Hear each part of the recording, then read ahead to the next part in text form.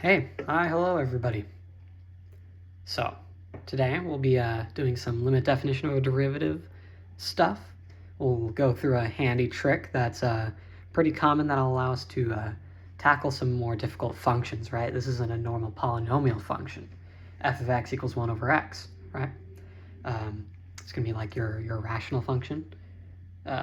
So, if I were to draw this function out, it's going to look something like this. Right, and that's really just something you can know, right? There's a horizontal asymptote here at x equals 0 and a vertical asymptote as well. We'll go over finding those horizontal asymptotes possibly later. Really, you just do some limits as x goes to infinity on both sides, right? And that vertical asymptote is going to happen where that denominator equals 0, right? Happens at x equals 0. But if we want to find the derivative of that using a limit definition of a derivative, right? I have the limit as delta x approaches 0 of, and over here to the side I'm going to write f of x plus h, or not h, my bad, delta x. Remember, h is another very common variable we'll use there. It's going to be 1 over x plus delta x in parentheses, right? That's a quantity there.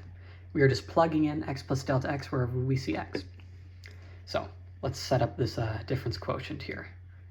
We're going to have 1 over quantity x plus delta x, right? Minus 1 over x all over delta x. I'll use a different color to show you here. Remember, this is your f of x plus h, or f of x plus delta x in this situation. This is your f of x, and this is just your delta x, right? So you have that difference on top and that quotient on the bottom, right? Difference quotient. Okay. Like with our other limit strategies, we'll just try plugging in x, or delta x equals 0, right?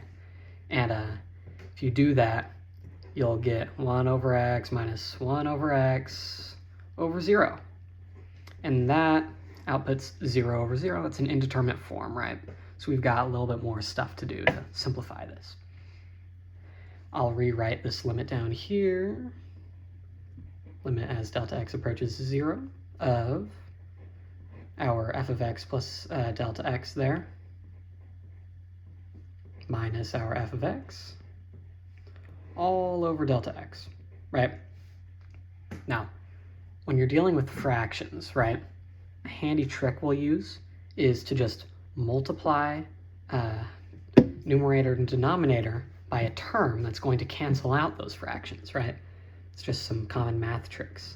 But we have to multiply the numerator into the denominator by the same term so that we don't actually change our equation or function in any way, right? So if we were to multiply this whole thing by x plus delta x times x, top and bottom, right? Remembering we have to multiply top and bottom by the same thing, because what we're really doing here is we're multiplying by 1, right? This equals 1, but it's going to allow us to cancel out these fractions here, right? So you'll see here, I'll do this next step, remembering to keep our limit notation because we have not let delta x equal 0 yet, right? What this is going to do is we're going to get limit as delta x approaches 0 of that x plus delta x times x, oh, my pencil just snapped there, okay, over x plus delta x, right? Minus same thing over here, because we just multiply that through. Oh, that should just be a normal x, shouldn't it? And you see these cancel here, these terms, and this x term over here, right? That allows us to write this limit as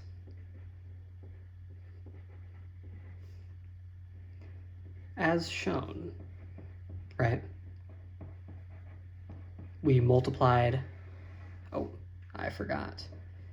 We have to multiply top and bottom by the same thing. I need to follow my own advice. Right. Can't forget to multiply that denominator.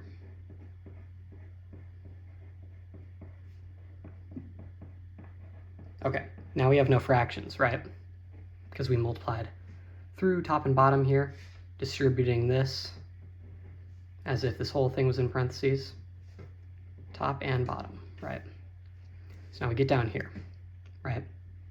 If we were to distribute this, this minus here, we would get, and I'll write this off to the side to show my work, right? Get x minus delta x. This cancels, right? X minus x is equal to 0.